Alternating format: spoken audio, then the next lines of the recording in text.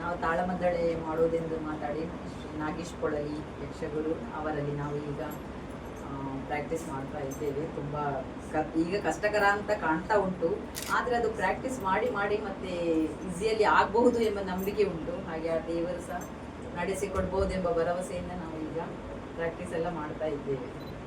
ಇನ್ನೂ ಸಹ ಒಂದು 20 ದಿನ ಬಾಕಿ ಉಂಟಷ್ಟೇ, ಅದರೊಳಗೆ ಉಂಟು. ನಮ್ಮದು ಒಂದು 40 ಪೇಜ್ನಿಂದ 95 ಪೇಜ್ ತನಕ ಅದೆಲ್ಲ ಬಾಯಾಟ ಆಗಬೇಕು ಎಲ್ಲರಿಗೂ ಸಹ. ಅದೇ ಆಗ್ಬಹುದೆಂಬ ಭರವಸೆ ಉಂಟು. ಒಳ್ಳೆ ರೀತಿಯಲ್ಲಿ ನಡೆಯಬಹುದು ಎಂಬ ಒಂದು ಭರವಸೆಯಿಂದ ನಾವೀಗೆಲ್ಲ ಪ್ರಾಕ್ಟೀಸ್ ಮಾಡ್ತಾ ಇದ್ದೀವಿ. ಯಕ್ಷಗಾನ ಮತ್ತು ಬರೋಡು ಪನ್ನುಡು ಯಕ್ಷಗಾನ ಭಜನೆ ಪೂರ ಪನ್ನುಡು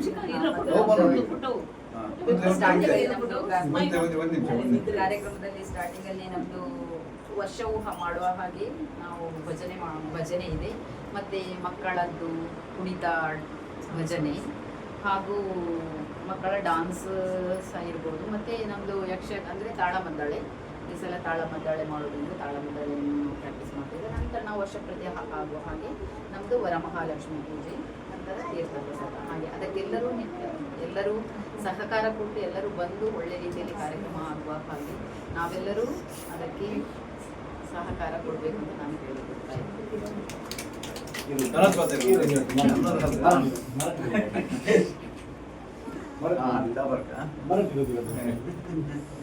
ಮರಾಠಿ